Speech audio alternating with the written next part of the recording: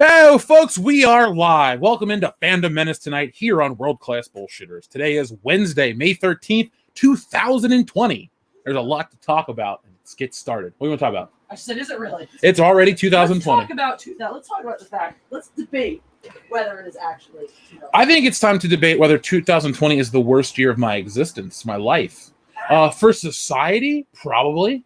I mean, I was born in 88, so what bad happened? I'd say 2001 as a contender for a worst year, definitely. Maybe are you talking for society? Yeah, for me personally, the worst year of my life was probably 2003. 2003. High school started. Oh, so you have high school crap too? No, it was boring. High school stuff. Anyway, folks, I can tell a lot of people have been waiting, so I want to thank everybody. Let's see. Let's hail the chat. Hail Juan R. Hello, Cash Kessler. He calls me New Gary. I mean, I don't have a beard. New Gary? New Gary, not new to Gary. New. Okay. I mean, I'll take the title if we get us 350,000 subscribers. Well, he's not there yet. By the way, I think we can celebrate now. Can you? Let's find out. No, it cannot. It went down again. Shit. God damn it. So for those wondering, what are we talking about, folks? Yes, we're going to have a big landmark episode tomorrow night, so that's going to be a lot of fun. So let's see. We have Stratos Radio Blues. Hail him. Hail TLJ Screwjob. Let's hail Benito. Was it Benito Martinez? Yes, he is here. Hail Tristan McKenzie. He says, hail, you late a-hole. I'll accept that. I was late. Hello, Big Boar. Go home. I'll be talking to you tomorrow. Hello, Ricardo Martinez. Hello, Savage Shot. Hello, Annabelle A. Morales Sanchez. Hail, Zang Doodle. What a great name. It also says 2020 needs a restart button. I agree. So, folks, if you're wondering what we're talking about, tonight is a video game-centric show. A lot of people have been asking me, Jeff, we talk about Naughty Dog, we cover this, we cover that. And sure, I will. Fandom Menace tonight really leaves a lot of latitude for different topics to be covered here on the channel. So, you guys want gaming? We'll get gaming. So now, tonight's main, the header is Naughty Dog. Last of Us 2 could be more divisive than the first as director in new video deep dive. Now, let me share this with you guys. Before we get too deep into this dive, I would like to say I think this game will not be a failure. It will be spun as a huge success. It will be spun as this innovative way to consume games, and I don't think it'll even be a financial failure. But what I think it will be through this backlash is I think it will be a reminder of how the people that make these games think, how they think of you, what goes through their mind. It almost makes you pine for the days of a Shigeru Miyamoto or a Sid Meier or a Will Wright from Maxis, right? The guy that did The Sims and SimCity and all that shit. You almost miss out on that pure artistic drive. It's like a George Lucas or a Spielberg or a Richard Donner, some of these other directors that really just make this quality stuff.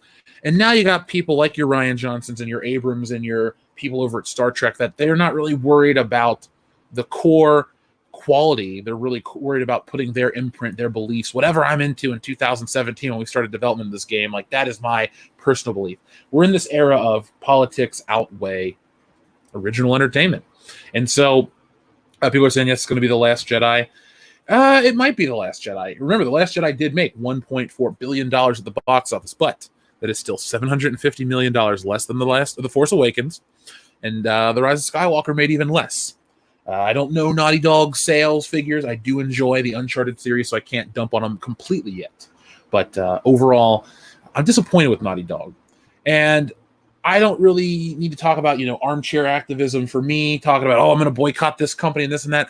But I will say, reading more about Naughty Dog and how they act towards fans and the stuff they talk about, I'm not going to buy the Uncharted 4 game that I originally planned on buying. I played through the Nathan Drake collection. It was a fantastic series of 3 games, which I had already owned on the PS3. But I went back, got it for PS4, played through it finally. Those games are fantastic. But I just won't give them even $8 to get it used or whatever. I don't feel like I can do it.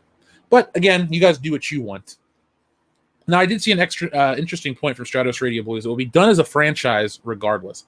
I think The Last of Us will be just a 2-part game. Now, could it have always been planned as a 2-part game? Maybe. I don't know. We don't know. Unless they had put it out there, oh, this is going to be a 9-part series like a Star Wars or something. No, it never really was. But with all this controversy, and let's say the game under-delivers, let's say it's too heavy-handed, let's say people are turned off by the killing of the dogs and all this stuff, it might turn people off and they might not come back. So it'll be interesting to see how that goes. But on to this topic. The Last of Us 2 could be more divisive than the first, as director in new video deep dive. The Last of Us 2 will finally be released on June 19th, but Naughty Dog decided to put the hype train at maximum speed with a new video series revealing more about the game. Let me stop right there.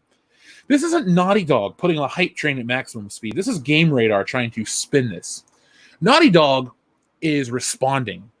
All the cat's out of the bag, the rabbit's out of the hat. We all know the bullshit that they were going to pull. We knew exactly what they were going for with the game, the twists, the turns, the agenda. That'd be a pretty good slogan for this shit. Anyway, this video series isn't about all aboard the hype train, guys. We're about a month and change out from this game. Let's get super duper excited. No, we're screwed. Let's just talk about stuff that's going to get people interested. But they're also trying to play it smart. What they're trying to do is they're trying to realize, oh, this could be divisive. We're not going to, avoid exactly what was leaked about the game. We're going to lean into it to some degree. So, the first episode of Inside the Last of Us Part 2 focuses on the story and features contributions from director Neil Druckmann and others. And this is what they had to say. She has I don't care about that part. Anyway, Druckmann explains Joel is no longer a smuggler, but a key part of the town that he and Ellie have settled in, at least until a violent event shakes the town and Ellie's whole life. When the action moves to Seattle, the hunt for retribution.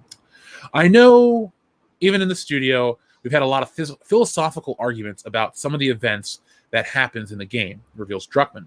I think one of the things might be more divisive, I think this one might be more divisive than the first game in a very kind of exciting way. I think that raises those philosophical questions and asks the players to interpret some of the material that's in there and see where they stand on those questions. Now, that is very interesting. If this would have come out prior to the leak, I would have been like, ooh, what kind of philosophical discussions are we going to have? Well, it turns out the philosophical discussions we're going to have is, should we make the women more androgynous in the game so that they don't offend transgender women? That's the type of shit that they're debating inside of Naughty Dog. How can we make the player feel conflicted? Let's not make people uncomfortable. That's how dumb this shit is. That is where Neil Druckmann's mindset is. Remember how he fired the quality tester on one of the games because he didn't buy into Neil's politics that, this character should be female, could be female, X, Y, and Z about a woman. That's the kind of guy this is. And that's the kind of guy that I don't really want to support their products for. Because they may be giving you a good line of BS on the build-up to this game, but at the end of the day, it's just a line of BS. It's not really a genuine sales tactic. To me, it's trying to cover up for a mistake that they made many moons ago by making these decisions. Now, I do think The Last of Us 2 is going to get a ton of hype from the media. It's going to get praised. It's going to get awesome 10 out of 10 reviews from IGN, perfect amount of water. I don't necessarily know if this is going to be a shill situation. I don't necessarily know if this is going to be one of those situations where it's just honest. I don't think you would be wrong to be skeptical of what actually goes down with the review system, because you have to remember something. There's a groupthink for reviewers. I don't know how to describe it. There's maybe it's just a generational thing. Even though I'm part of this generation that I'm going to be discussing, I do feel personally removed. Like Captain America, I'm a man out of my time. But I listen to stuff like this Neil Druckmann drivel, if you will, and I've thought though that game journalists, game developers seem to just be on the same page politically, ideologically. They just have the same beliefs. And so an IGN, which usually is just staffed by a bunch of hipsters, but an IGN, they're going to buy into this crap. Therefore, they're going to raise the score. I think, if anything, this wokeness in video games is an attempt to sell games to the audience, the people, not the audience, but the people that review the games. Because let me pull up a picture in a second. Let's see. There is one of the ugliest video game covers comes from a great, fantastic video game. Let's see if I can pull it up. Batman Arkham City, excuse me. And you're thinking, Jeff, Arkham City is great. What a fantastic game. How can you rip on Arkham City? I'm not ripping on the game. But it has an ugly box office, or not ugly box, because it has this Game of the Year edition that has this kind of crap on it. 10 out of 10s, this and that. Let's praise the game. Let's praise the game. Let's. Now, you have to ask yourself, does that sell copies of the game? And I would say, yes, it does. Why do you think they put quotes from reputable sources on DVDs and Blu-rays? Best film of the year, Lightning, Batman, one of my favorite movies of all time. Movie of the decade, says the back of the Batman 89 box art. So to me, when you appeal or attempt to appeal with this woke garbage crap, if you're trying to sell to your audience, you're not anymore. You're selling to the people that review your games. Instead of flying people out and giving them, access to top shelf alcohol or nice food spreads or even some lady action. No, you don't do that shit anymore. You appeal to their innermost desires. What is it? Self-actualization is the top of Maslow's hierarchy of needs. Isn't that right, Jesse? What? Isn't self-actualization the top of Maslow's hierarchy of needs? That's what they appeal to. That's what they're doing here, folks. It's not about... But that's only because he didn't know about the secret top tier, which is Garth Marenghi. Oh, Garth Marenghi is the secret top tier? I knew I loved you for a reason. No, but that is what they're doing. And let me just show you real quick, because we brought up Batman 89, I'm dying to just... Anytime I can talk about Batman 89, I fucking will. It's my VHS box. It's a movie... you guys ever watch a movie that just makes you feel good? Batman 89 does that for me. It's a very fulfilling film. I watch it. I love it. It hits everything. It hits all the right notes. And here you go. Even back then, Batman 89, for as much as I love this film, it was very... it was guilty of falling into this whole, look at movie of the decade, Eric Preminger, KGO TV San Francisco. Spectacular entertainment, 4 stars, Jack Garner, Gannett News Service. A triumph. You can't take your eyes off of it. Peter Travers, Rolling Stone. Now, I've heard of Peter Travers, Rolling Stone. I don't know these other two jabronis, but that has something to do with the success of a videotape, or I wouldn't necessarily say a film, but people will see that at the store. They're thinking, it's got all these great reviews of Rolling Stone magazine. I'll buy this for $20 and $19.89, which is a lot more. And that's what I think they're doing now with The Last of Us 2. And it's interesting that the tactic has shifted. I don't know if good and bad are very subjective things. Is there any damage actually done? Did anyone die in the making of The Last of Us 2? No. I think we can all agree that killing, if somebody dies for X, Y, and Z, it's a bad thing. Like, oh, I died to make the Twilight Zone movie. No, you didn't die for your art. You just died from negligence. I love John Landis, but that's a big negligent issue right there. Negligence issue, excuse me. But you really have to take a look at the nature of good versus evil. In this case, I think Naughty Dog is shitty. And I think that Naughty Dog trying to pull the wool over your eyes and not let you know what this is about up until they're forced, their hands are forced.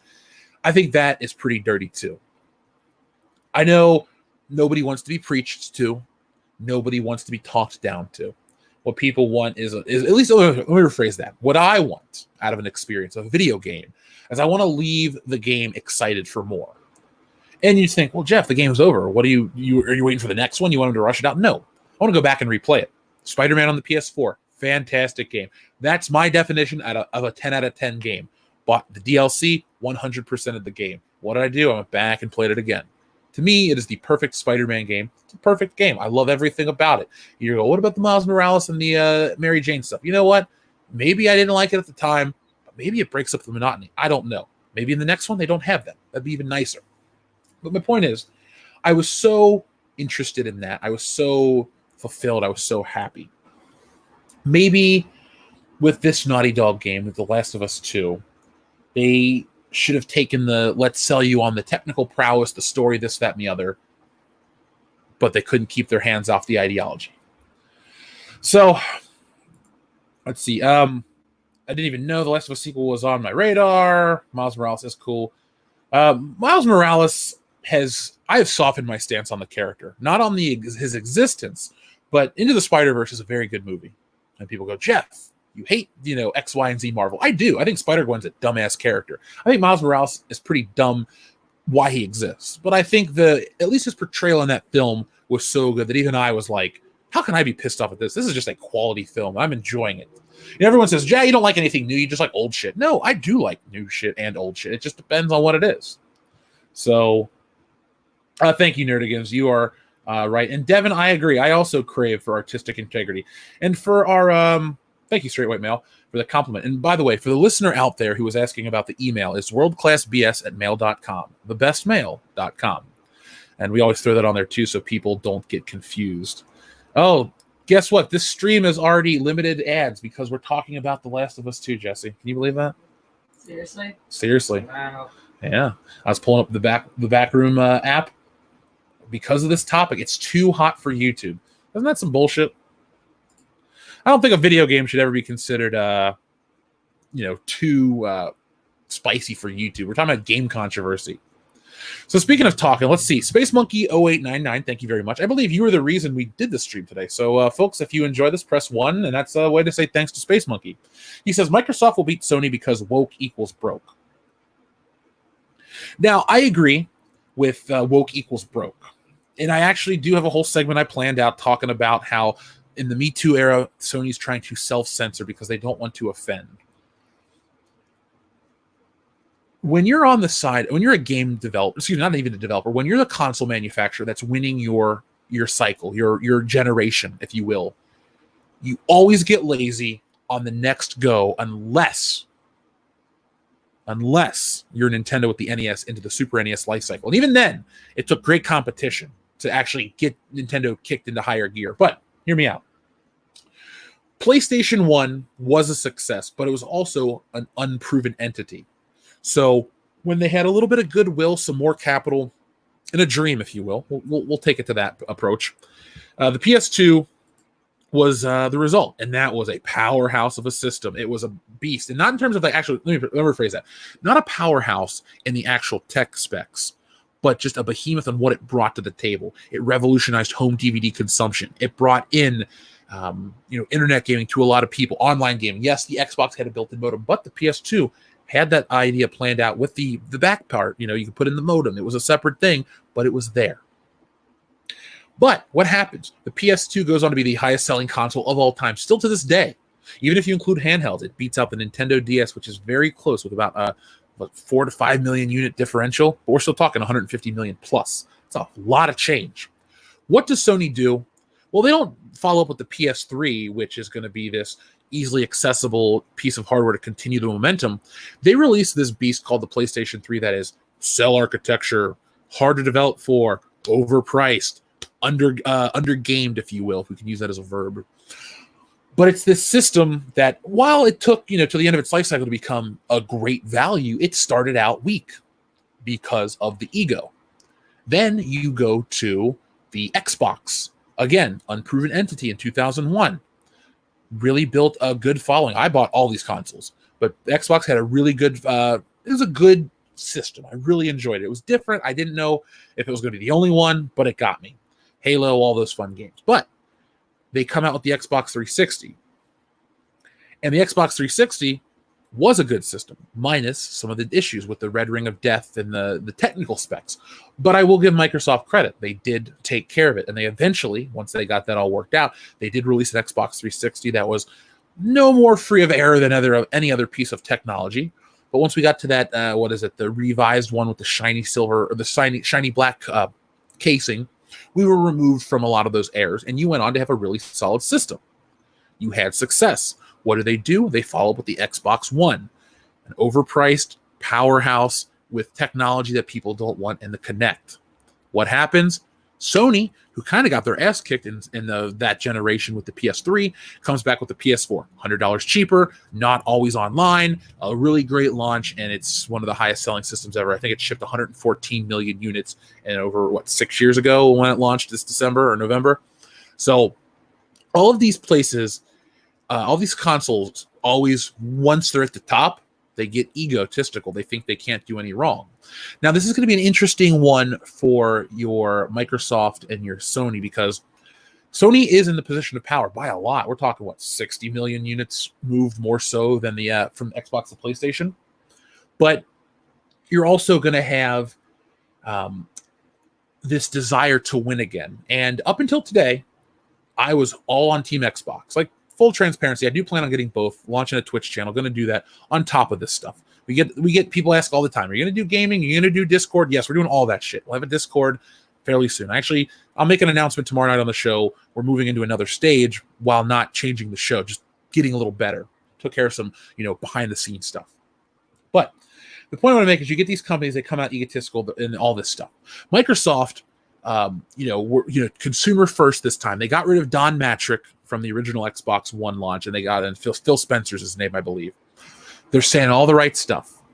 Now, the price points, we don't know the price points for either system. This is going to be a pretty pricey generation because of what they're bringing in. Ray tracing, we'll talk about the Unreal 5 engine in a minute, all this stuff. They're moving it into this next phase. It's weird. For as much as I sing the praises of the Nintendo Switch, Jesse and I play it at night. We have a great time. We actually have to finish our Mario Kart circuit tonight. We have so much fun with that system. It is very underpowered. It's really underpowered compared to the PS4 and the Xbox One. But that doesn't make it bad. But this next generation is going to become basically who's got the bigger dick. I got this many teraflops. Oh, I got this kind of ray tracing. Oh, I got this lighting. I got this. We're getting back into tech-first powerhouse juggernauts. And that's fine if that's what's going to sell. I sometimes even get bought in, or get caught up in the hype too. I remember as a kid reading Nintendo Power. How many bits is this cartridge? This is a 256 megabyte cartridge. This is a 64 megabyte cartridge. It's like, this game's going to be better because of the megabytes.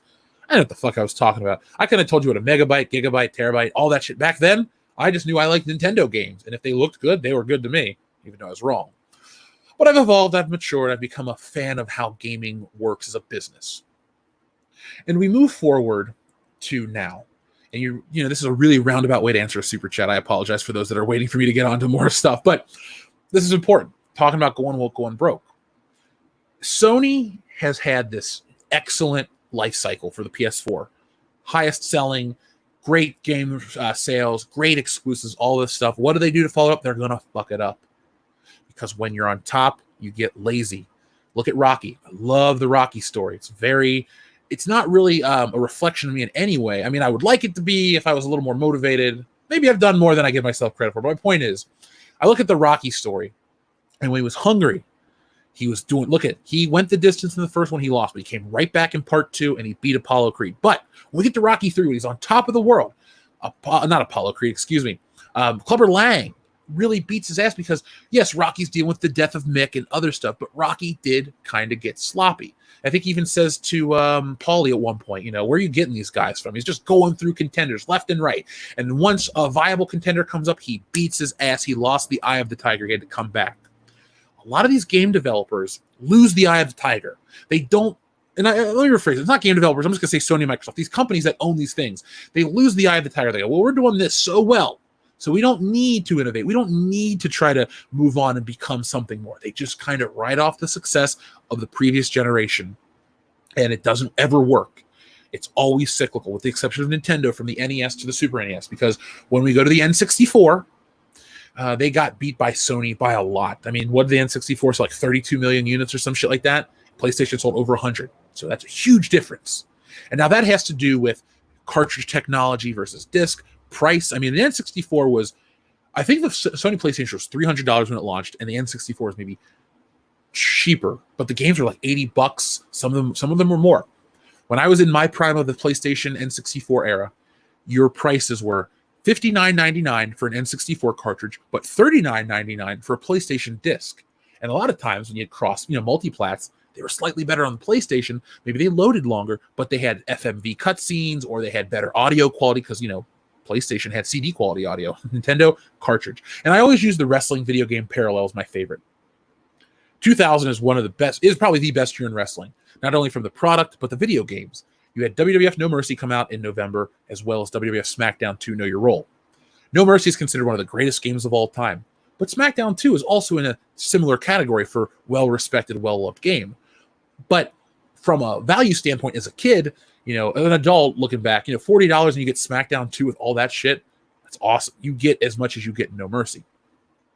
Then moving forward, Nintendo learned their lesson, but Nintendo also did fall victim to this with the Wii.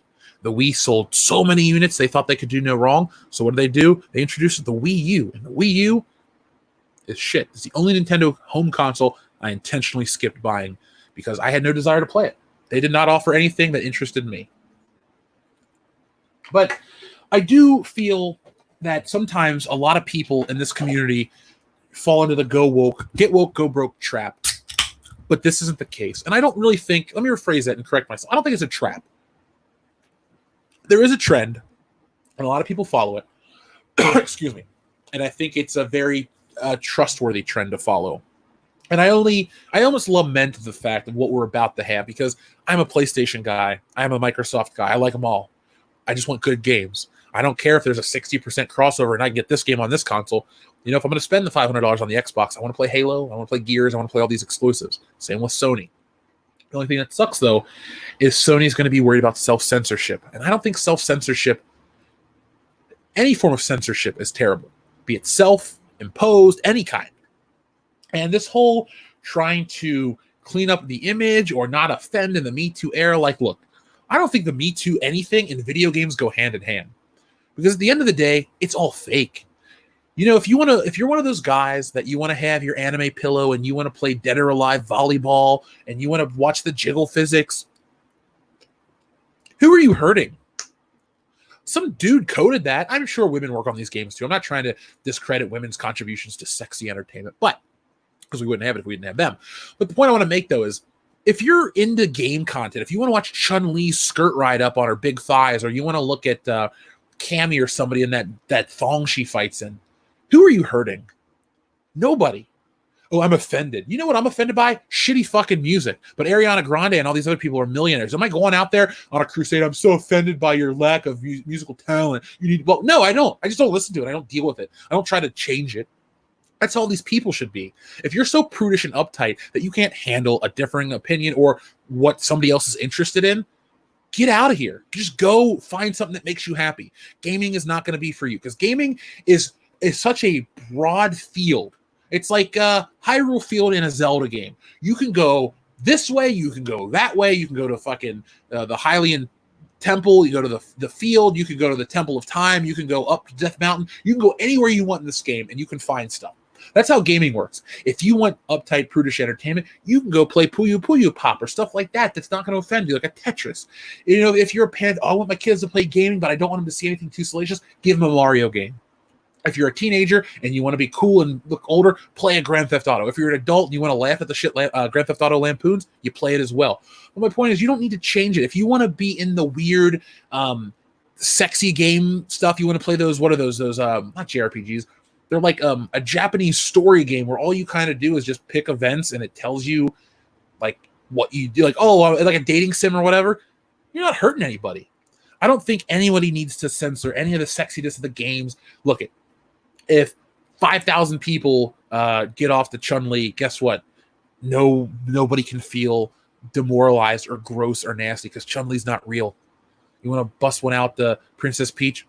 Okay, I don't want to. But you know what? She's not real. You're not hurting her. You're not demoralizing the women of Japan or anybody. So, the funny thing is, it's not even Japan. It's America. Let's be honest. I'm proud to be here. I like it here. I don't want to change it and leave. But I do not like the whole idea of, somebody could be offended. I better stop. I better not. Fuck those people. That's what I'm going to say. That was a lot of dead sperm. I apologize. But that was... The getting woke, going broke thing is a thing. It's a problem. And I see a lot of people talking about the Xbox controllers. The Duke was a terrible controller. Thankfully, Japan brought in the whole, whatchamacallit, the Xbox S controller, I think is what it was called. It was so much better. Yes? Sorry, I have an unrelated interjection. Yeah. I just discovered, and this tickles me because shitting on Robert Pattinson all day. Mm-hmm. And if you come onto my stream later, we'll talk very in depth. I will be. Why. No, yeah, I mean, the people. Oh, hold on. I'll put a link out there. We're talking about Batman tonight on Miles Entertainment. I'm just finishing the thumbnail right now. You'll enjoy it. But I've just discovered that today yes, is Robert Pattinson's birthday. Oh, happy birthday, Pat! We were gonna tear you apart. So my stream tonight is the Happy Birthday Robert Pattinson stream. I love it. I love it. I was originally just gonna call it Fuck Exercise, but I figured it's his birthday. We'll celebrate. Happy birthday! By the way, they're called visual novels, folks. Thank you for telling me what they're called. I saw that Space Monkey 0899. I'm gonna read that in just a second. But yeah, if you're into that stuff, you ain't hurting anybody. Have fun. It's better than going out on the streets and drinking and driving or doing something stupid that actually could kill somebody. I just don't know why people are so up in arms over sex in the world. Here's my stance. Violence is shitty. I don't advocate going out and beating up anybody. But if you're two people that want to bang, there's nothing wrong with it. Or if I'm making a movie, if I have a kid and I'm showing them a movie, I'd be much less bothered for them to see, a body part than I would to see them watch a body get ripped apart. I think that induces psychological damage as opposed to what's that, and you just question why you exist. I don't think, for as much as I enjoy a good gore fest, I'm not going to show it to, you got to be the right age. I think there's a later entry barrier than anything else. But thank you, Space Monkey 0899. George Forrest Jr., thank you very much. The Uncharted was finished after 3. Druckmann pushed the Uncharted creator out of 4. What's her name? Amy Hennig, I believe is her name. I did notice that. I was reading up on Naughty Dog. I've been slowly getting this video together about Naughty Dog. And I noticed, that Amy Hennig, I believe is her name, wasn't involved. Sometimes, it's like having I'm trying to give a good example. Besides Stars Without George Lucas or something, it's fine. It's like Indiana Jones 5. You take out Steven Spielberg. I don't think it's going to work. But there you go. Maybe I won't play 4. Screw it. I don't have the time for it now anyway. And does Drake die? I don't know. That's the one thing I do hate about it's a modern thing. Not a modern thing, but it's more prevalent now. Is they always kill off these great characters to introduce shitty characters, and then they hide under the IP. I hate that. Like in Gears of War, it made sense for Dom and I think Bayard died too, right? No, Dom definitely died. And that made sense, though. That's, he's going through this emotional stress. His wife, he had to kill her. All this stuff goes down. It makes sense that she dies. But if you kill off these, killing off Han Solo really doesn't add anything to the story. It's just dumb. So all these big IPs that kill off great characters just for the sake of, bringing in a new replacement, fuck you. It's not the same. I don't play Gears anymore because I want to play as the guys. It's nothing to do with women. Anya was cool in Part 3. I just want to play as the main guys. Once you got rid of that dynamic, the Brotherhood, I lost interest. When you build a game around Brotherhood and you take it away, there's no reason to play Gears of War anymore. Gulf City Cult of Krill, cool name. How was the first game divisive? I don't know. Gulf City Cult of Krill. I've admitted it publicly. I've never played the first game, Last of Us. No interest.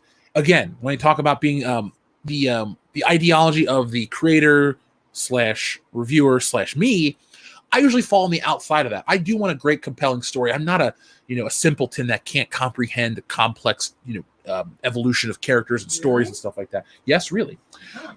But I also am one of those people that is very opposed to being told how great and impactful something is. I need to experience it for myself. So for all these years, hearing how great that game was, I just kind of said no. Plus, like I said at the beginning from Space Monkey Super Chat, when I went on to that long diatribe about gaming, I was an Xbox guy. I did own a PS3. I bought one from a friend who needed money.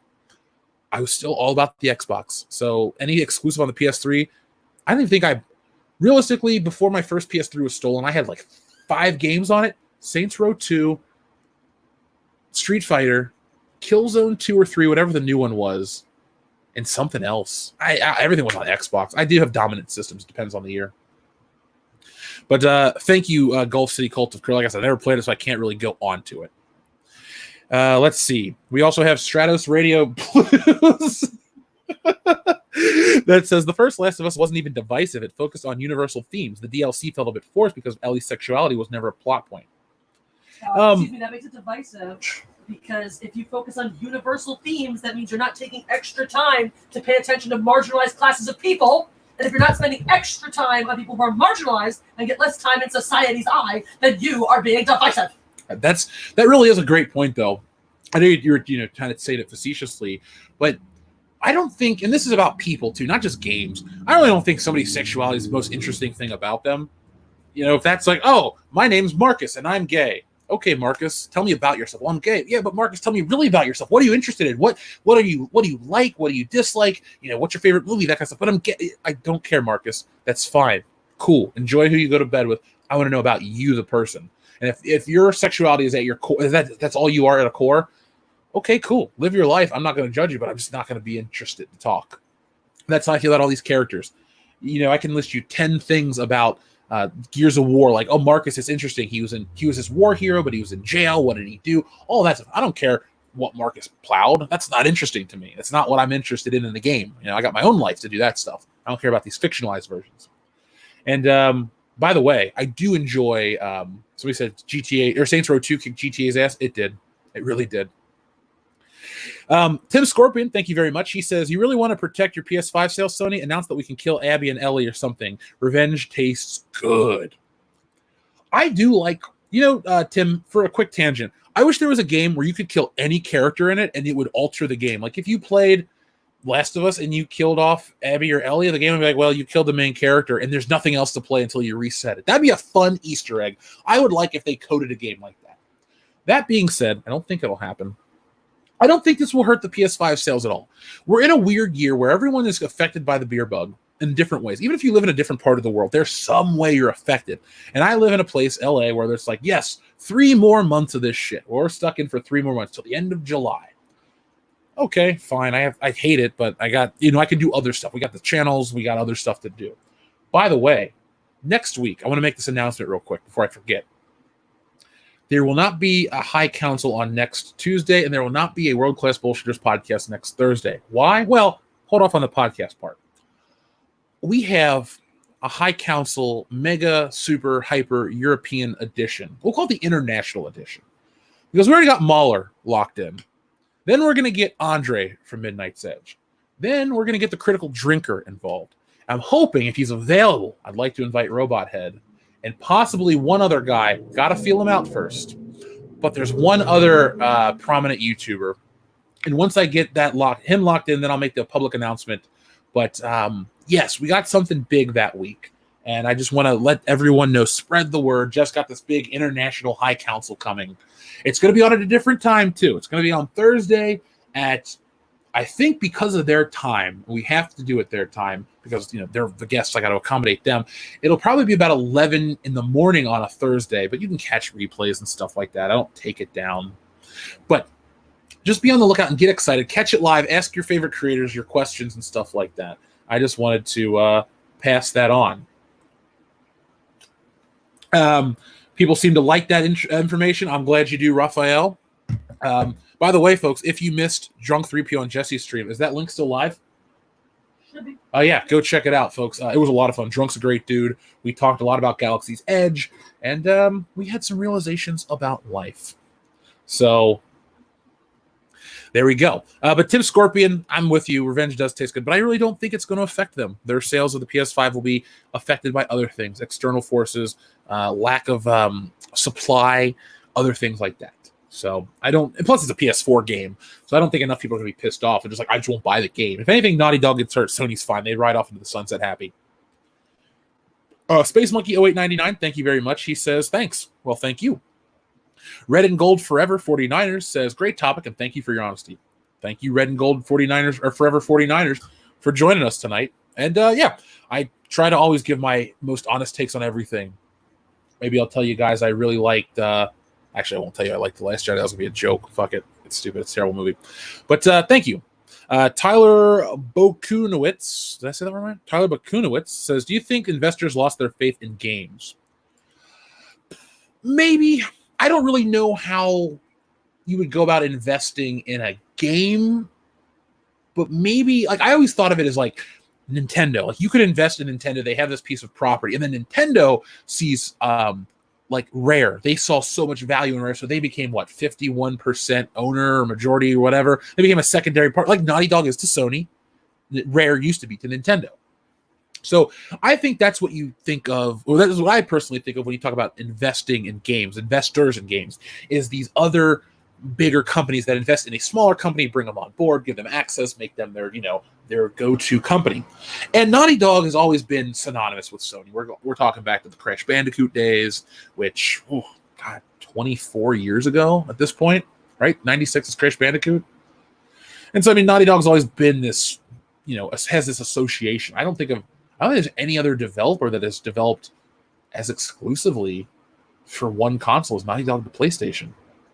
Anyway, I could be wrong. Let me know in the chat. But that's where I think of with the investor talk, realistically. Now, if let's say I'm an investor or you're an investor, you do you. But if I'm an investor, I'm going to pick sure things. And I don't think, and if I'm going to invest also, I'm going to want to know who I'm getting into bed with. It's kind of like we watched Beethoven the other night for the fuck of it. It's like David Duchovny and Patricia Heaton. They were trying to get in business with Charles Grodin, but they were going to try to secretly, steal his business from him. If I'm going to invest actual hard-earned cash into stuff, I'm going to make sure that I know what's going on, and I'm going to be involved with the stuff. And if I dislike it, I'm going to speak out. Maybe I take my money elsewhere. I don't need to strong-arm them, but I also look at historical stuff with them, the trends. You got to take a temperature of the room. Space Monkey 0899, thank you very much. He says, Xbox rumored to undercut PlayStation by $100. Okay, that's an interesting topic. If they decide to do that, it might really help them. Now, how much are they going to lose per console needs to be factored in on there and not ours. We're the consumer. A cheaper console with more power means we all win. And I'm not an Xbox advertisement. I'm not going to tell you buy Xbox and do all this shit. That's for IGN to kiss their ass and get the reward. I just tell you what I think about stuff. When it comes to the Xbox, though, there's going to be a big library. You get back catalog all the way to the first Xbox, and that excites me. Today when I saw the PC trailer for Halo 2, the Master Chief Collection, I was thinking to myself, I was thinking about gaming and remakes and how, remakes of movies suck because there's really nothing that they do that really adds. But then I'm thinking about remakes of games. If I sound hypocritical, whatever, but sometimes like taking an older game like from a previous generation and giving it a new paint of coat and just, polishing it up, I like that. I don't want this generation to be the generation of the remake, but at the same time, it's nice to see an old familiar face come back. It's like, oh, I love Call of Duty Modern Warfare 2. Well, here's a new remake of it, but there's also other Call of Duties to play. And even Call of Duty is like the McDonald's of gaming. Yeah, billions were served, but is it a good meal? I don't know. But if they do cut that price by $100, I expect a lot more. I do, we talk about the pendulum shift. Go back. Got to understand. The economy is what it is. Not everyone's swimming in cash, but $100 is $100. And if that's, 20% of the system's price, that's going to really determine what they buy. So I'm guessing that if they do drop it by $100 to undercut the PlayStation 5, so we see a lot of Xbox early adopters. Plus, as Phil Spencer says, they're not seeing a lot of the gaming industry be affected until 2021 from the bug. So we might have a nice smooth 2020.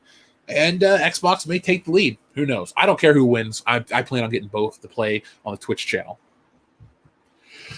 Space Monkey, thank you. Space Monkey 0899 again says visual novel. Thank you, Space Monkey 0899. Appreciate that. Wheezy Bird says in Japan, a manga named Demon Slayer is on pace to sell over 70 million copies in a fiscal year. Shouldn't that make Marvel and DC furious? That makes me question how I can do that. Even if I could just sell 10% of that, I'd be the happiest man on the planet. But joking aside, you do wonder where their priorities are. I believe it was Tom last night on the High Council. He said the money people are gone. People don't see money or value in comics anymore. So now Marvel is a lifestyle brand. They put out videos on cooking. They put out videos on how to read comic books. I thought how to read a comic book was like how to read anything else. You just read it. It's not a very difficult thing. If not in a foreign language, there's no cipher, no code. Apparently, we're all just idiots. But, Breezy Bird, if you're looking at 70 million units in a fiscal year, Marvel doesn't even sell probably 2 million units in a fiscal year. 35 times the amount of sales. But the thing is, they got Disney to back them up. If Marvel was its own separate entity, and remember, folks, when the MCU existed, it started, Marvel still was its own thing. If Iron Man failed, they would have been doing a lot different in the way of business. But if they have Disney to back them up, that's all it is. They have a bigger parent company who looks at the value of the Marvel IP. They put the books out because it's either a loss leader or they can still make some money. But they also are just mining it to make video games. I mean, Kamala Khan is a product of the Disney era of Marvel Comics. She's a shit character that nobody likes. But guess what? They're going to stick her dumbass into the Avengers game, and they're going to try to use that to build up hype. Well, this Avengers game sold 12 million units. That means everybody likes Kamala Khan. No, it doesn't. Everybody likes Iron Man, Captain America, the Hulk, Thor, Hawkeye, Black Widow. You're selling us a game on the original OG Avengers and a backdoor prequel to the Spider-Man game. But then you're going to tell us we all bought the game for Kamala Khan. Look, I play this Marvel game on my phone every single day on the toilet. You unlock certain characters after you get to a certain point. Captain Marvel and America Chavez are in my repertoire of characters. And Kamala Khan. Do I play as them? No, I don't. I'm working on Thor right now. Thor is going to become OP as shit in my game. Point is, I didn't download the game for those characters. It would be disingenuous to have IGN or any of these people try to even have the discussion. I don't like to shut down free speech. I'm not going to tell you, you're not allowed to have that discussion. I just will say it's bullshit if you have a discussion that would tell me this game sold because of this character, Kamala Khan. No, it didn't. Don't lie to me. Don't jerk me off. I'm not into the mood right now. Don't. And so Bleezy Bird, all in a roundabout way, they don't care how many books they sell. It's all about the IPs that they're trying to mine for other media. They think comics are dead in the West. I think manga and other things will prove that wrong, especially this Demon Slayer book that you mentioned, 70 million in a year. It's a wet dream for everybody. Thank you very much. 007 Cloud says, never treat a corporation as a friend. They're always waiting to F you in the A. Competition is always good for quality, affordable products. I agree. I know not a lot of people like wrestling, so I'll leave this as a quick comparison. When the WCW existed, the WWF was never better. When the WCW was gone, wrestling turned to shit. Competition creates great necessity to innovate. And we don't have that much anymore. And back to the game console thing, I think sometimes when you innovate, you also just feel entitled to take a couple of years off. Hello, Nintendo Wii U. Benito Martinez says, WTF, we are opening up in Texas right now. Yeah, not in California, man. Back in Ohio, certain things are slow to open too, but admittedly, I'm not following every little detail. Would I like to be able to go out and not have to wear a mask and crap? Yeah, of course. But I also, I work from home, and so it really doesn't affect, the channel output and stuff like that. But I want everything to go back to normal. I'm just done, The fact that I can't go to places, that sucks. Or hang out with people, well, we have to say 6 feet apart, or the line at the grocery store. It wasn't a bread line. Anyway, Batgoat says, thanks, Jeff. Batgoat, thank you very much. I appreciate that. Rafael Jimeno? Is that how you pronounce it? He says, thanks for reading my previous comment. You're very welcome. Thank you for being here tonight. Chuck E. Cheese says, Jeff, thanks for the toy walks. You are the heart and soul of the resistance of woke Hollywood and evil Lucasfilm. Well, thank you. That was very kind. I have another toy video coming out. It's going to be a digital walkthrough. I found how to use some new technology to spice up our videos a smidge. So that'll be coming out you probably tomorrow. Should be. We're going to be on Jesse's stream with Dimaj and I talking about Bat Pat and his birthday and his lack of working out. Plus, we got to make dinner. Other than that, though, I'm going to have a good amount of video to work on. So, yeah, I got you. So let's see. We also have 007 Cloud that says, sub to Cult of Krill, all hail Blue Whale. All right, subscribe. Check them out.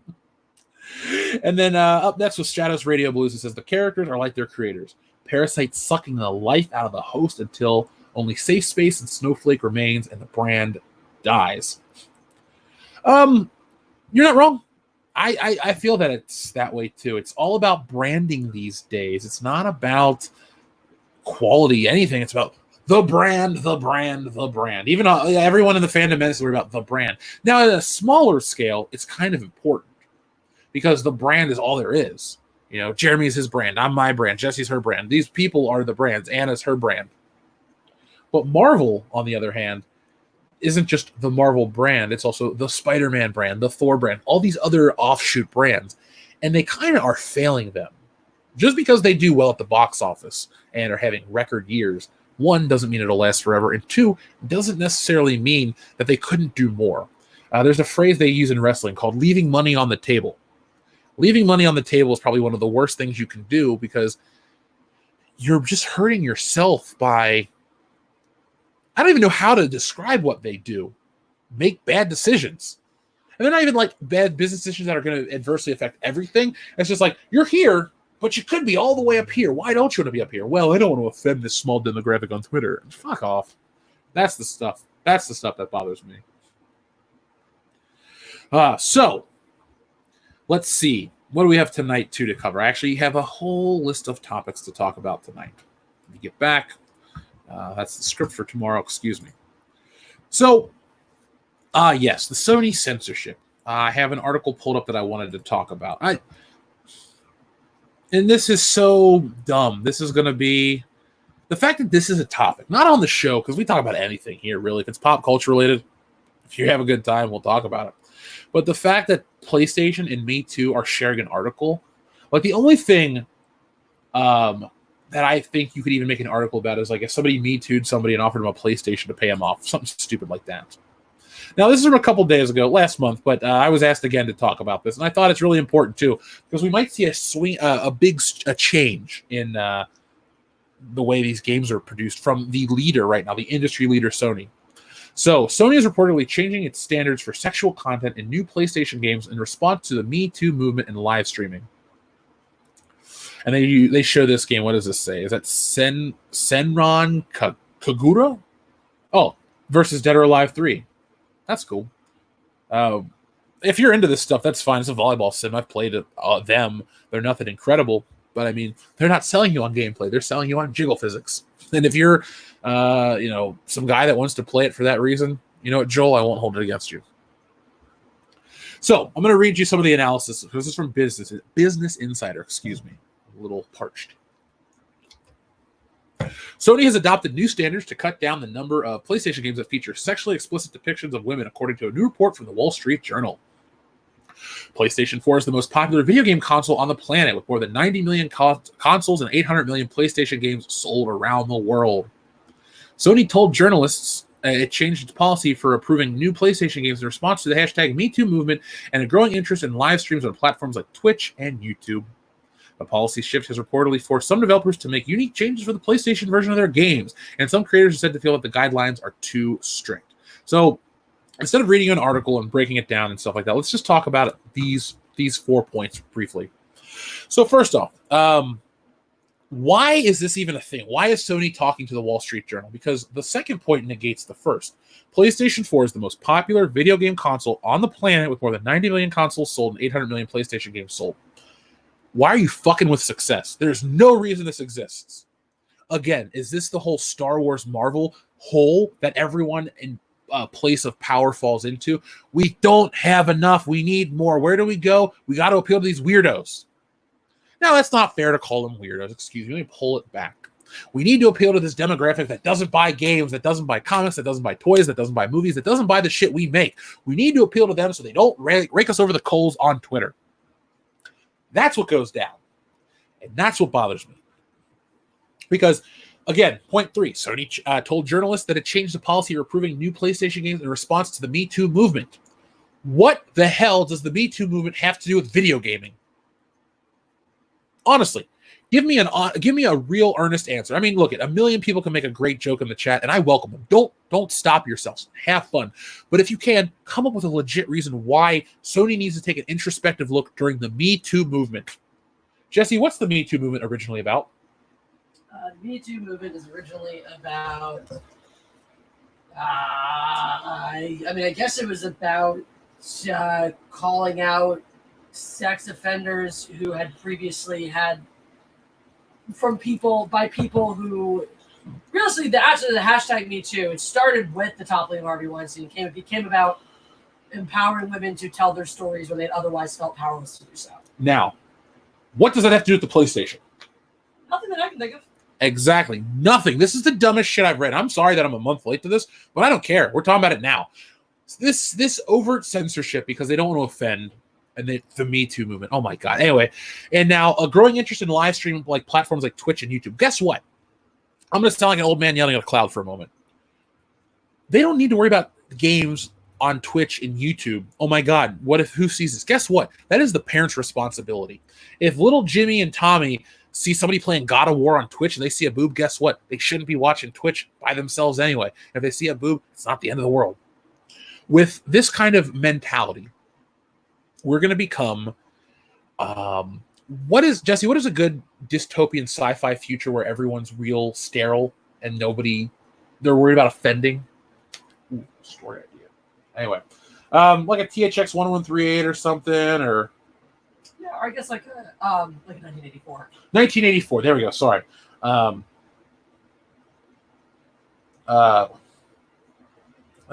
too good. Having trouble thinking of words. No. I had an idea for something. I was writing it down because I didn't want to forget the idea. Anyway, but when it comes down to this kind of stuff, again, this is not the responsibility of any of these platforms. First off, I don't get why people, even though I'm going to partake in it, I never understood the appeal of some game streaming. It's fun if you're into it. I'm not knocking you at all. If you've made a living out of it, cool, more power to you. But I feel that gaming is about a one-on-one experience. How did I beat Mario? Did I go down the fourth tube, get the coins, go up, appear at the end of the level, and then when I got to the World 2, I went to the Warp Zone, or did I go to the end of the level? There's so many different possibilities. Really, realistically, there's an infinite way to beat any video game. And what I mean is, oh, Jeff, that seems like a linear game. Yeah, but what if I skip hitting the Goombas? What if I hit every other Goomba? What if I ever hit every other 12th Goomba? You know what I'm saying? There's an infinite number of calculations of how you can complete a game, and they're all wholly original to you. Is there going to be overlap? Of course. Is there going to be no, there's not realistically. There could be with a small infinitesimal possibility. But what if you did the game the exact same way as your brother Jonathan, but guess what? He did it 5 seconds quicker, or you did it 5 seconds quicker. He still didn't do it the exact same way. So gaming's always been a personal experience type of thing. But this whole Me Too in gaming is just dumb. No, again, all this shit is fake. Nobody, Solid Snake, Master Chief, Marcus Phoenix, Gabe Logan from Siphon Filter, guess what? They didn't rape anybody. There's no accusations because they're not real. All that shit on the PlayStation, or I used Xbox characters, excuse me, but none of those people did any of that stuff. Sony doesn't need to be held accountable. They don't need to do anything for the Me Too movement. They don't owe anybody anything. You know what they are? They're a video game company, or they're an electronics company, but they produce a PlayStation console, and the PlayStation is an inanimate object that's never hurt anyone. If we're so worried about the Me Too movement with the PlayStation, then what's next? We're gonna have to worry about your Apple TV, your Blu-ray player, your copies of Bill and Ted on DVD. Those things need to be changed in the wake of the Me Too movement. You hear how dumb that sounds. I said those words. They somehow make sense, but they don't have any value. So the policy shift has reportedly forced some developers to make unique changes to the PlayStation version of their games. Some creators have said that the guidelines are too strict, because they are. This right here at the top of the screen, if you're censoring this, you have too much free time. I don't buy it, but I don't need it to be changed.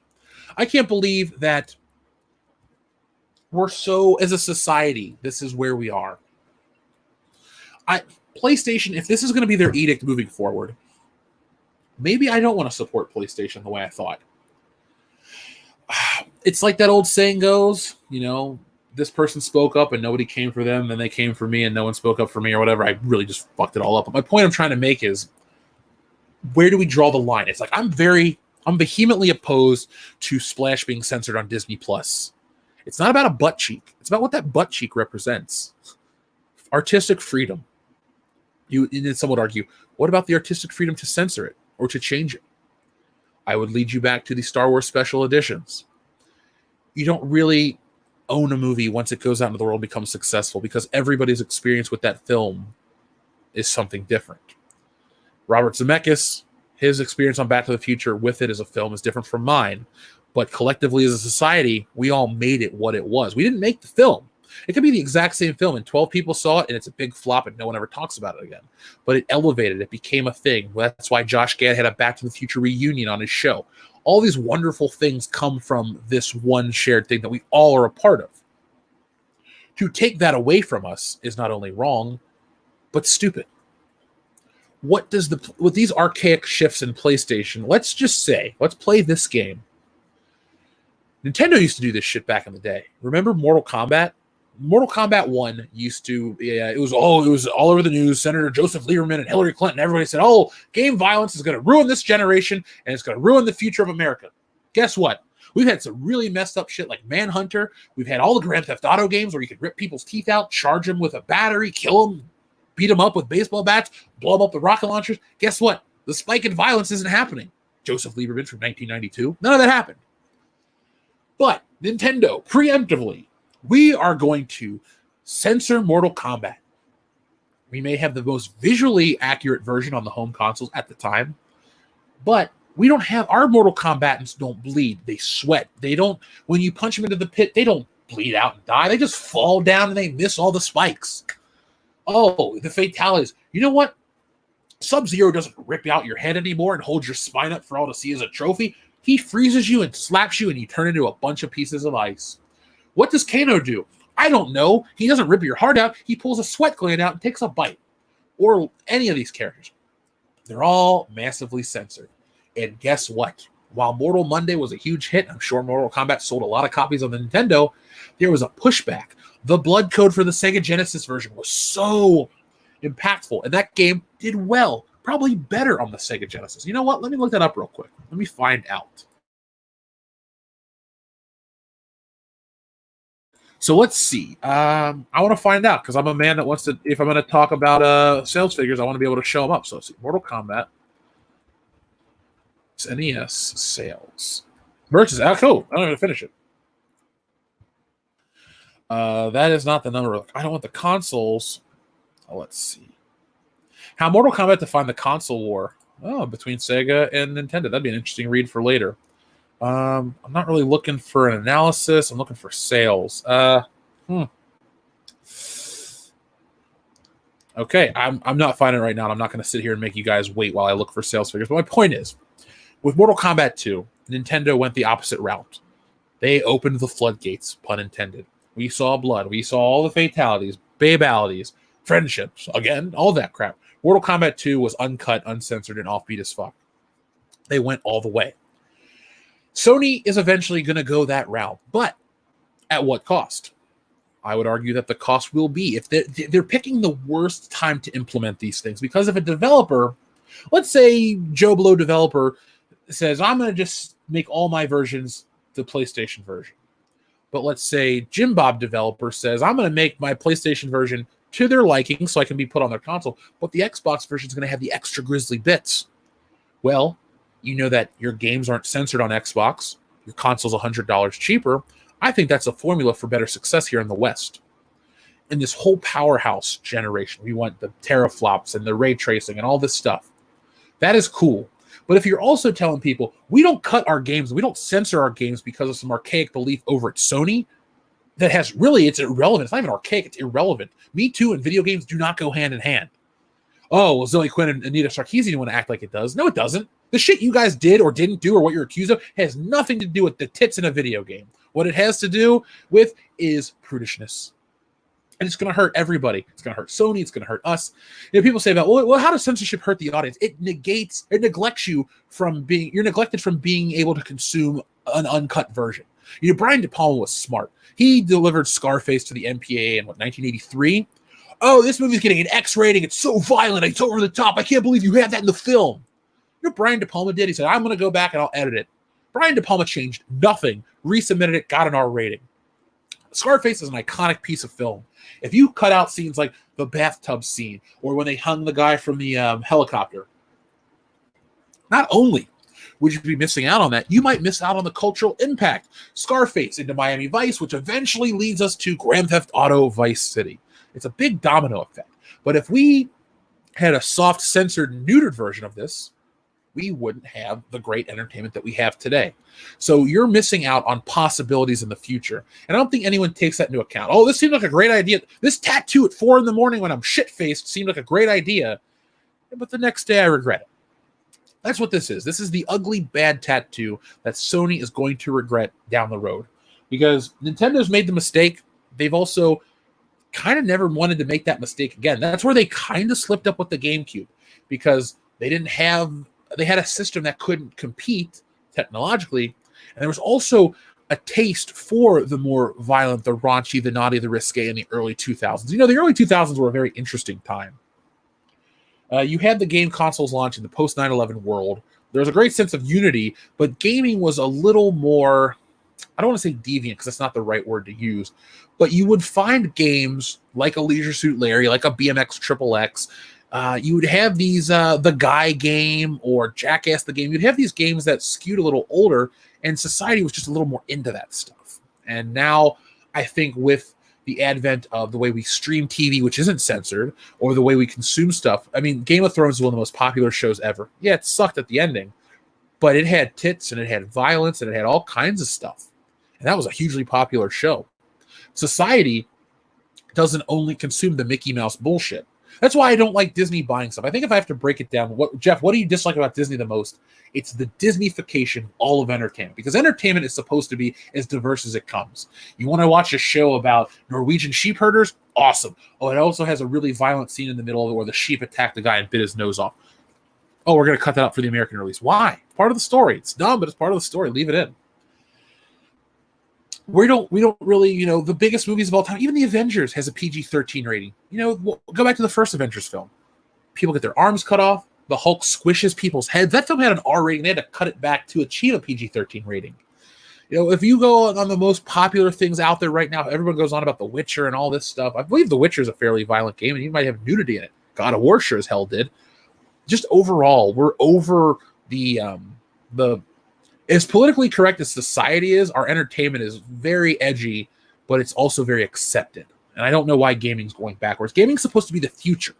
You talk about the future of technology, the future of storytelling. The only thing is regressive storytelling. We're coming back to the early 90s where the PC movement was in vogue. You know, it's funny. I said to Jesse, everything comes full circle. We were talking about Goosebumps and how everything comes full circle from the EC comics of the 50s until, you know, just Goosebumps. We're just talking about that. But I had the realization, too, that all the political bullshit from the conservativeness, and I'm not talking about your political conservative views, but this conservativeness in terms of, oh, I can't have this in my entertainment, has come full circle again, too.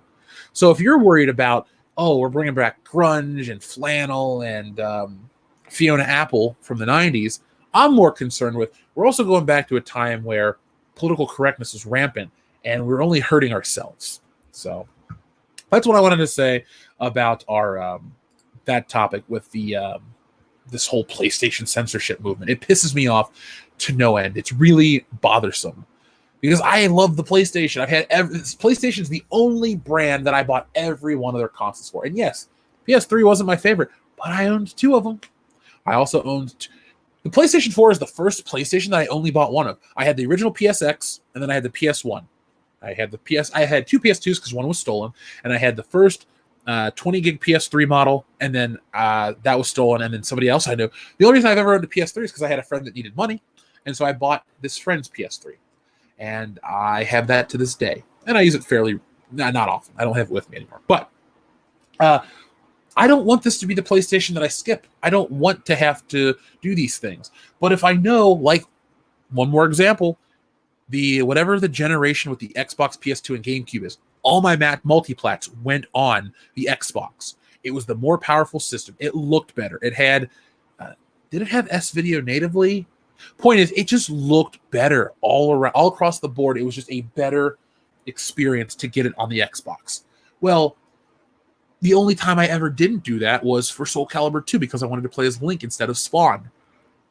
But other than that, all the Bond games, sports games that I would randomly get, you know, they went on the Xbox. That PlayStation 2 is the better system, hands down.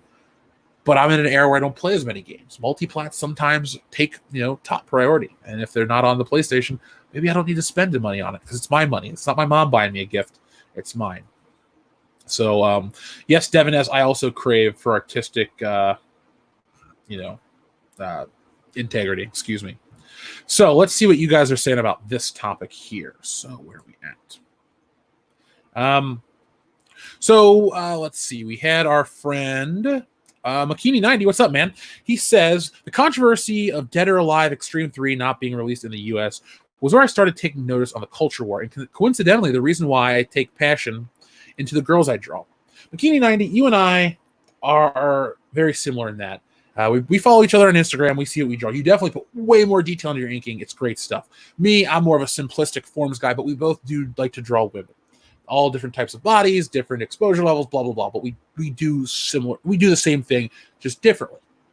And I'm with you. Passion. Maybe I'm passionate about one thing, and I want to portray something a certain way. I don't necessarily think that it should be censored to appeal to whatever. I don't care if it got 12 likes. If I'm, the funny thing is, and you're an artist, you get this. A lot of times, the shit an artist is the most proud of isn't their most successful thing. I may draw a picture of Deadpool or something, and it gets 5,000 likes. I might draw a picture of some actress from the 40s, and I go, I really got her likeness. I'm really proud of my hair, my feathering technique. It gets 12 likes. I'm going to look back at that one. I don't look at the likes and go, well, it wasn't that good. No, I look at the thing that I'm most proud of. I think that's just an artist thing in general. But that's where that's what the passion is. Art can be the most gratifying thing in the world. It can also be the most heartbreaking thing in the world. Luckily, with the way the internet is and the way we all consume stuff, we're able to have that platform to do those things on. And again, when I'm doing what I draw, or you draw what you draw, I'm not looking for, like me personally, I'm not looking, I need to see TNA or something today. No, I just like the form. I like the curves. I like to draw it. And another reason, McKinney90, why I am so adamant about, like, when I draw in on Instagram, is I couldn't do it for years. It was something that was so difficult for me. So I said, I'm going to sit down and do it. And now I've actually gone in the other direction where I draw it all the time because it's fun and simple and I enjoy it. Maybe you're the same way, or maybe you just are, like you said, you're passionate about the girls you draw. And no one has the right to come in and tell you her waist is too small, or hips are too wide, or boobs are too big. You know what? You're the artist. It's your creation. Those people aren't involved. But yeah, I noticed that stuff too, and it bothers me. I don't even play Dead or Alive 3, but everyone should have the ability to. No one was harmed in the making of that game. Nobody. Space Monkey 0899, thank you very much, guys. It's Half-Life 2. People couldn't have sex. I have only played Half-Life 2 on the orange box and not to completion. So I didn't even know that was a thing. I guess the most Valve game I've ever played was Portal. That was my big game right there. But if there's something if that was like an edict that you couldn't, you okay? I think it's shocked. If there was an edict about that in the game, or you can't do that for that reason, I would think that's bullshit too. And Gabe Newell would have some explaining to do. But thank you, Space Monkey. Stratos Radio Blue says, it's a double standard. Sony will pressure Japanese games for censorship, yet Cyberpunk 2077 will remain unchanged with the same RD, same with RD and GTA. Stratos Radio Blues, you brought up something I wanted to bring up tonight and I forgot. We might have to cover this again later because I feel like the gaming audience is here. People want to hear me talk about it. Cool. I love it. What pisses me off is the whole look. It doesn't even piss me off, but Cyberpunk has this thing where you can create your own genitals. Fine, it's in the game. That's not going to deter me from buying it. Isn't that the game with Keanu Reeves? I'm kind of interested, but the fact that won't get censored, but big boobs will, their double standards are blatantly obvious. It's painful, really, because boobs never hurt any. Well, boobs might from right velocity. Anyway, my point is, let it all be there. Let it be, like the Beatles say, let it be, let it be. What is the problem?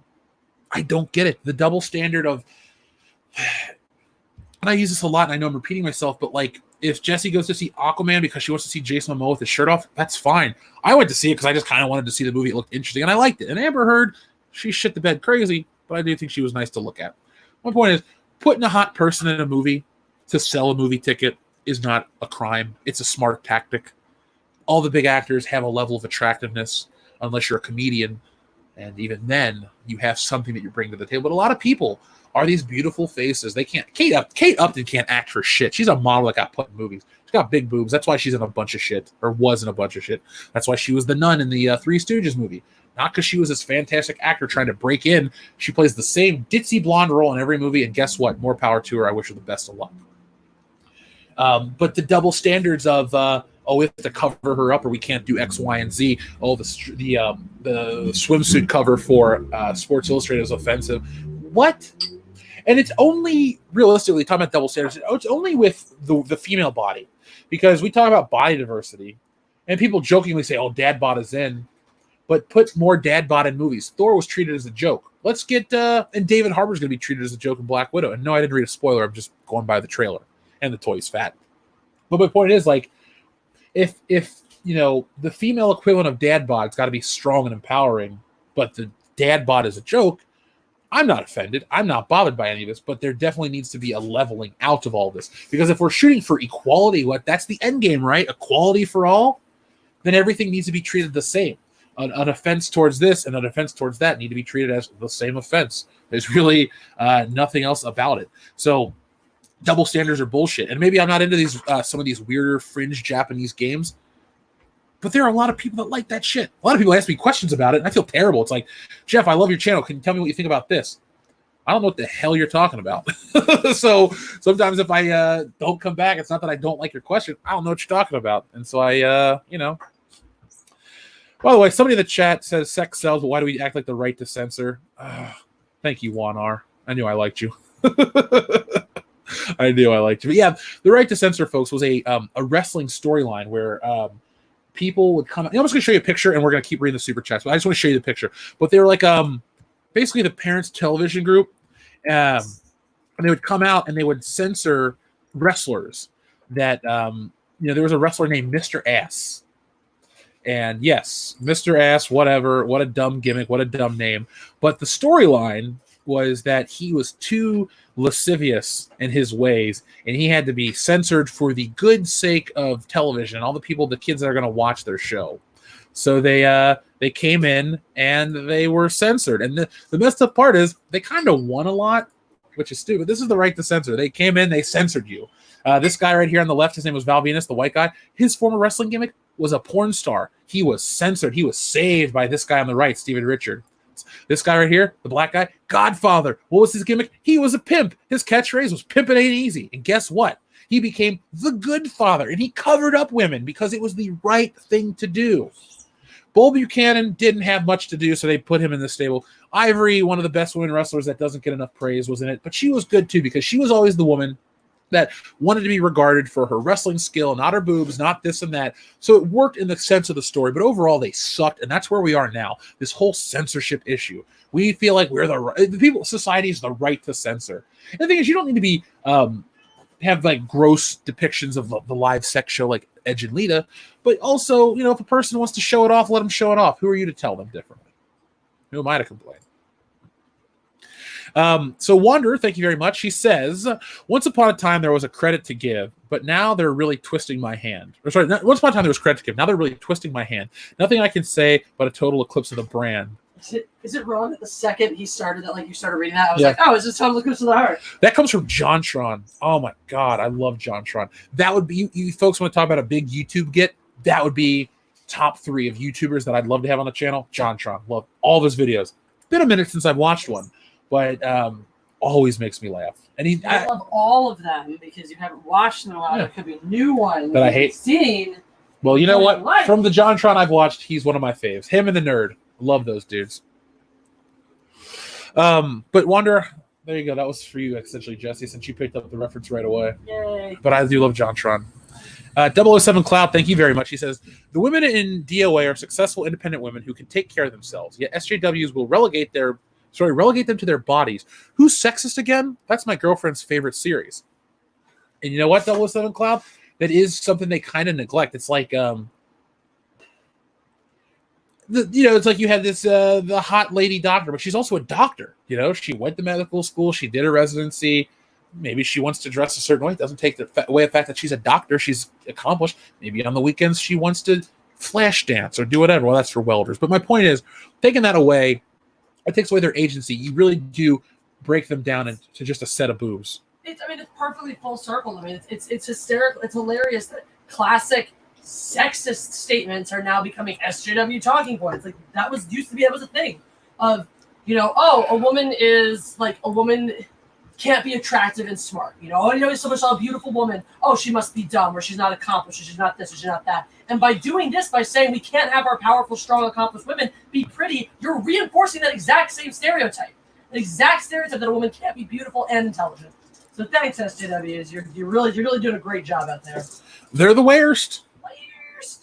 Hey, how much time do you need left? gotta make a thumbnail. All right, cool. So a little bit of time. So cool. We're gonna go a little longer, folks. Since I did start a little late, this will be the extension of the show because I do have a couple more things. A positive note to end on. Something I'm really excited about. We treated this show as a gaming show because of our friend Space Monkey 0899, but my closer is something I'm so pumped for that I'm gonna fanboy out. Our friend Robert McRae, thank you very much, Robert. He says Senran Kagura only censored on PlayStation. Well, there we go. Folks, if you want the full, untethered, uncensored experience, you need to go to Xbox or Steam or wherever else that game is available, and not the PlayStation. If you want, if you want that. Let's see. Ask him, Jeff. Just don't bring up certain people. Let's see. What am I missing? Did JonTron? Does he know somebody in the fandom? I would just ask him as world class bullshitters. That's why I, did the interview and stuff with Russell from Lucasfilm. I love talking to interesting people and asking them questions that other people don't, because it's like when you go to a panel with a celebrity. How many hours did you work out for? Just dumb shit. I want to ask people, what's your legacy? What do you want to leave? Stuff like that. What did you overcome? What did you achieve? X, Y, and Z. Plus, for a lot of people, I like to ask questions that people want to do what these people do. I want to be a YouTuber. Well, what did JonTron do to start? Well, you ask him. Maybe that'll inspire you. Maybe that'll do stuff. So there you go. And yes, Mikey, I do smell what the Rock is cooking 24 hours a day, 7 days a week, 365 days a year, including leap year, jabroni. Let's see. Space Monkey 0899, thank you very much. He says, City 17, no sex was a reference to 1984. Oh, okay. I did not know that. I need to get into that game more. I know, let's see, that came out in 2004, right? For the PC. So if it's 04, where am I at? Mentally, financially. Okay, 04, I'm in high school, sophomore year, playing Grand Theft Auto San Andreas. I have a PlayStation, an Xbox, and a GameCube. And did the DS come out in 04? Have a DS, or is that 04 yet for sure?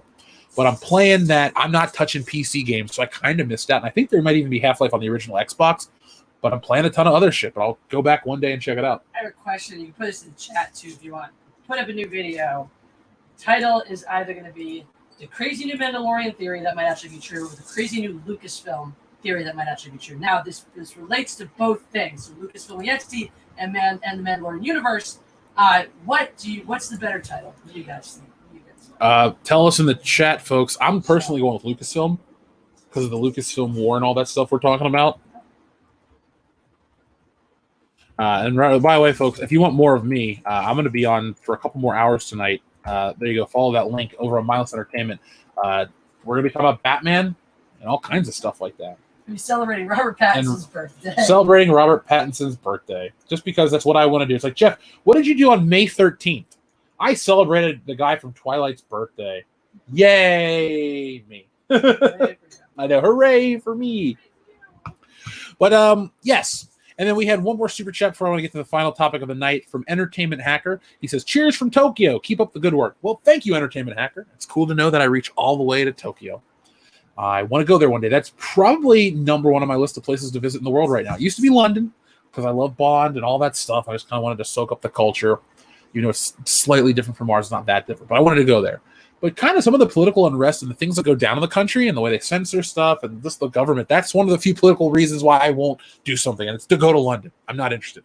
Japan, on the other hand, Japan would be fun. I feel like Japan, even though I think I'm so much larger than your average Japanese person, it would be interesting to be on a street where everyone's so much shorter than me and just kind of scare people and stuff like that. So I'm all about Japan. I want to go. Speaking of something else I'm all about, today I did see something, actually take it back yesterday, and I know this isn't going to be the most talked about part of this show. It's not going to be the thing that everyone is so excited to come back for and talk about next time. But it's something that made me realize just how much I loved something that I forgot about. And this is gaming. So yesterday, I saw a trailer drop for a remake of a game. Actually, 2 games. Tony Hawk Pro Skater 1 and 2 is coming back. Now, there are a few games. I'm never going to be in the caliber of, I'm a professional gamer. I can do X, Y, and Z. I do like games, and I'm good at some of them. But overall, there are a handful of games that I'm really good at that I believe I could compete in. At one point, I could have gone toe-to-toe with anybody in Guitar Hero or Rock Band. I knew my shit on Expert. I was good. Wrestling games, if I brush up a little bit, I can go toe-to-toe with anybody. My win record against my friends is just ridiculous. It's almost not fun, but I am really good at that. And back in the day, and up until the Xbox 360 remake of Tony Hawk, I was the shit at Tony Hawk. I had so much fun with the game. Now, I'm not here to brag and talk about my prowess. Nobody wants to hear that. All I wanted to do is talk about how much I enjoyed Tony Hawk and how excited I am for this. This is the perfect closer for me. The graphics look fan-fucking-tastic. You want to talk about a remake? This is when you have the right to remake a game. It's like, well, this game is from the original PlayStation era. It still plays great and it's fun, but it's whatever. Okay, what harm does it do 20 years after the original to remake a game? Tony Hawk had gone from being the premier sports franchise game to a joke, especially with Tony Hawk's Pro Skater 5. I was hurt by that because I was ready to buy back in. I just love to kill time on Tony Hawk. Could do million-point combo tricks, all that shit. It's just my jam. Plus, it introduced me. You know, Tony Hawk was cool, and maybe it's something to do with Tony Hawk, Guitar Hero / Rock Band, and Grand Theft Auto, game series that I really gravitated to, because they introduced me to music that I had never heard before. If you look at my iTunes playlist, I guarantee you 80% of those songs appeared in one of those franchises. Now, Grand Theft Auto, it's a wider variety, so it does, play into that. But seriously, when I was 18, going into college, I was a huge Dead Kennedys fan. Angsty punk rock. I listened to that shit every day. I bought all their albums, and I bought them. I figured they're small, independent guys that never really made it. I'm going to pay for this CD. So I bought all their shit. Even have a Dead Kennedys t-shirt. How did I learn about the Dead Kennedys? Tony Hawk's Pro Skater. Even in the trailer for this game, they use Police Truck, which is probably their most iconic song because it's from Tony Hawk's Pro Skater. But I had such a good time with that game. I remember on my 12th birthday, I got a PS1, a little mini one. And my best friend at the time, Brandon, bought me a copy of Tony Hawk. And I went out and got Tony Hawk's Pro Skater 2 the next day and played that instead. But my point is, I've always loved this franchise. And I'm so pumped to have something to get excited over. Now, they usually don't censor Tony Hawk. I think they even said in the article, the only songs we don't have are the ones we couldn't license. We tried to get them all. And they got most of them, most of the big ones. So we're going to end on a positive note today, folks. Now, if this game sucks, it sucks, and I'll be the first to admit it, and I'll be disappointed. But as of now, I have a lot of goodwill towards this game, and I'm pretty pumped. And I'm ready. I'm really ready. It won't be coming on Steam until late this year, and they're coming to EGS first. I'll tell you this. I will buy this game eventually when I get a new console, because I'm not going to spend $300 on a PS4 when I have one in Cincinnati. And realistically, my mom just doesn't know how to ship it out here. I'll just wait for the new one. I was going to get it anyway. But I'll get it eventually, and I'll play this game, and I'll have so much fun with it. Tony Hawk 1 through Project...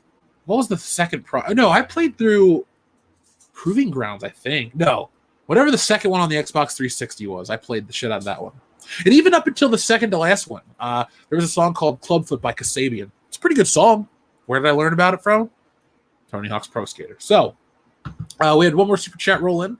It came from our friend Stratos Radio Blues. He said, final super chat. Do you think Razor Ramon's Razor's Edge theme was the most painful / dangerous move in wrestling history? I love wrestling questions, Stratos Radio Blues. Anytime you got them, shoot them my way. I'd love to talk wrestling. I did upload our podcast today for wrestling. It's the most dangerous move in wrestling history. I mean, it is. I think Kevin Nash's jackknife powerbomb is pretty dangerous because he just dropped you. I think any move that doesn't have control behind it is very dangerous, especially when it involves landing on your neck or back. Obviously, the spinal cord is the backbone of the body. Most obvious statement I've literally ever made in my entire life. But Razor Ramon, yeah, because of the way he would bring you down. That is a dangerous one. I think Brock Lesnar, just in general, is pretty dangerous, but whatever. The F5, you're thrown. You kind of just land on your face. So that's a pretty messed up move. You have your safe wrestlers that also tend to be your more popular wrestlers. I mean, the super kick, you can hide the fact that he slaps his leg. The people's elbow is literally an elbow drop. The Stone Cold Stunner has the ability to do more damage, but it doesn't. But yeah, Razor's Edge is probably up there. Jackknife Powerbomb, F5. Seth Rollins, that one move he did, the Buckle Bomb, that fucked up and ruined Sting's career, and then he also injured somebody else with that same move. Like, that's a dangerous move. You shouldn't do it again. Jerry the King Lawler did 5,000 pile drivers. I don't know how many necks he broke, but I think he probably injured less people than Seth Rollins with his damn buckle bomb. Let's see. Demo discs. Don't even get me. The RKO. I love that move. I met Randy Orton. He was really nice to me, so I can't really rip on him too much. But yeah, I do remember demo discs. And now you're getting me back to remember this, remember that. Yeah, I do remember that, and I have nothing but good memories of the demo disc. The one that had Gex the Gecko video, Star Wars Knights of Terra Kasai, and a couple other ones. That was my demo disc that I played religiously. Sometimes I didn't even need a real game. I just played the demo disc on repeat. So, folks, I'm going to go over to Mindless Entertainment. The curb stop. There you go. I'm going to go over to Mindless Entertainment. I'm going to drop the link again in the chat. I would like you to join me. We're going to be talking about Bat Pat. We're going to be talking about all sorts of stuff. And you guys can ask all your questions over there. It's, Jesse's stream doesn't have an official name. Yeah, but no, I meant like the show in general. This week tonight. Excuse me. I named my show before you did, asshole. Well, I forgot. Screw it. If you join us, you join us. Oh, who are you? I forgot. All right, folks. Well, don't come. Fuck it. Don't ever go to Jesse's channel. Unsubscribe and then subscribe to me twice. But folks, I'm going to be back. Join us over there. I'll be back tomorrow with a video. Wrote the script. Going to do that, do the work tonight, and get that out there for you tomorrow. Tomorrow night should be our 160,000 subscriber special. We are only 6 away. So if you found this and you'd like to subscribe, check it out. Join the party tomorrow night. It's going to be a big celebration of life. Yes, not just the channel, life. That's where we are at this point. So conceited. But I want to thank everyone for joining me tonight here on the channel. Really great stream. Had a lot of fun. If you want more, there's more on YouTube. I put out a video this week, going to put out more. So from all of us here in the Fandom Menace, thank you for watching. From me here at World Class Bullshitters, thank you. But most importantly, folks, always be excellent to each other.